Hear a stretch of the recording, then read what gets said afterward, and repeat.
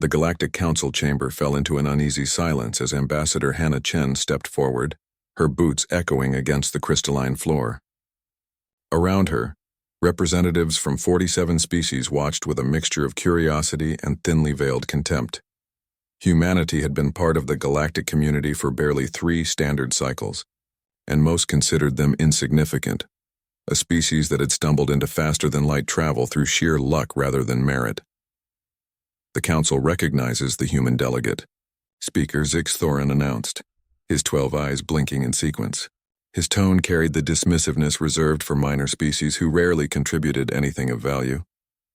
Hannah's expression remained neutral, though Commander Evan Torres, standing at attention behind her, noticed the slight tightening of her jaw. He'd served with her long enough to recognize when she was holding back anger. Honored Speaker, esteemed Council members, Hannah began, her voice steady and clear. For 3 years we have participated in your debates, followed your protocols, and observed your customs. In that time we have made 17 formal requests for assistance against the Krell incursions into human space. Each request has been denied or indefinitely postponed.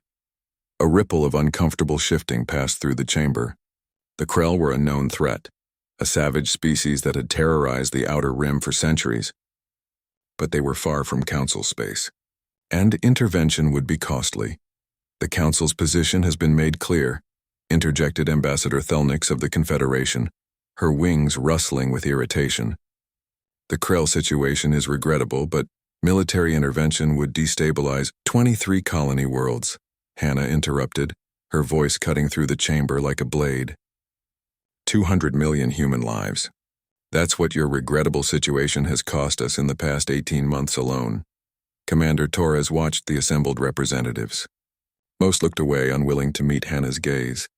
Only the Vexnari observer, a species known for their warrior culture, maintained eye contact with what might have been respect. We did not come here to plead again for your help, Hannah continued, pulling a small data chip from her uniform. We came to inform you of our decision. Humanity will handle the Krell ourselves. This sparked immediate reaction. Several delegates erupted in protest, their translated voices overlapping in a cacophony of disbelief. Preposterous, roared the Thelian delegate. Your entire military fleet consists of what? 300 vessels? The Krell armada numbers in the thousands. Your technology is primitive, added the synthetic voice of the collective representative. Your weapons use chemical propulsion. Your ships barely achieve 0.5 past light speed. This is suicide, not strategy. Hannah smiled then, and something in that smile made Evan suppress a shiver. He'd seen that expression once before, during the Battle of Proxima Station, right before she'd outsmarted a Krell warband using nothing but clever misdirection and pure audacity. You're right, Hannah said softly, about everything. Which is why we've been wondering for 3 years now, why you've been so insistent that we remain within Council space. Follow Council regulations and, above all, refrain from aggressive military expansion. She activated the data chip, and holographic images filled the chamber. The Council members fell silent as footage played, not of human defeats, but of something else entirely. The first image showed a human vessel, one of their primitive destroyers, engaged with a Krell dreadnought. As they watched, the human ship executed a maneuver that should have been impossible at its acceleration capabilities, appearing behind the Krell vessel in a blur of distorted spacetime. Dimensional skip drives, Hannah explained casually.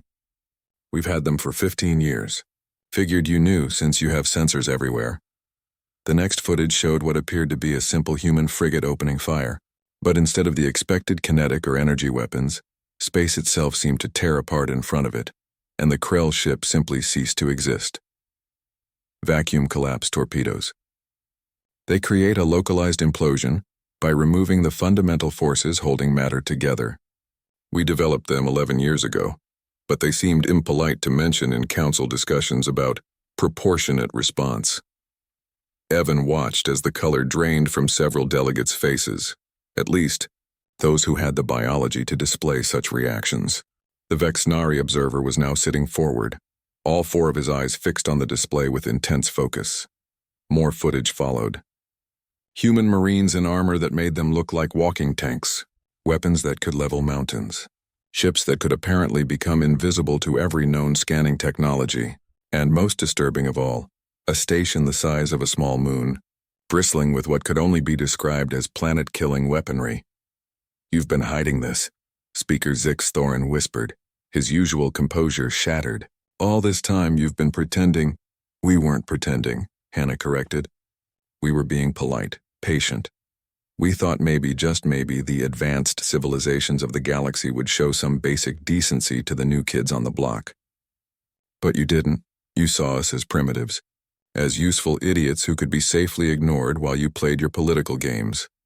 She deactivated the display and looked around the chamber, meeting each delegate's eyes in turn. "So here's what happens next. We're going to eliminate the Krell threat, all of it.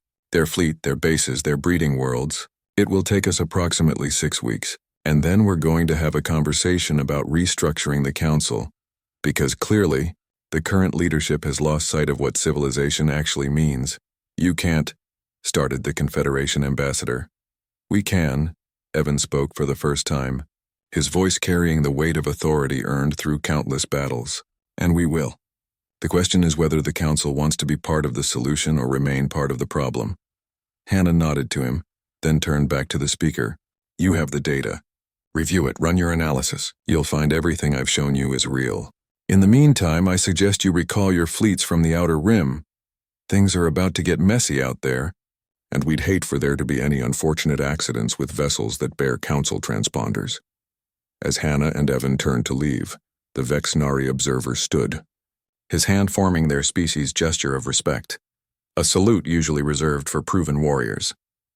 "Ambassador Chen," he called out. "Why did you wait? Why reveal this now?"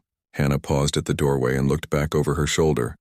"Because we needed to be absolutely sure of 2 things. First, that the council truly wouldn't help us, and second, that when we showed you what humanity is really capable of, you'd understand that we never needed your permission. We were just being courteous." She smiled again, that same cold smile. "Consider this our resignation from courtesy." The chamber doors closed behind them with a finality that seemed to echo through the entire station. Inside, the Galactic Council sat in stunned silence, finally understanding that they had made a catastrophic miscalculation. They had mistaken human patience for weakness. They would not make that mistake again. The end.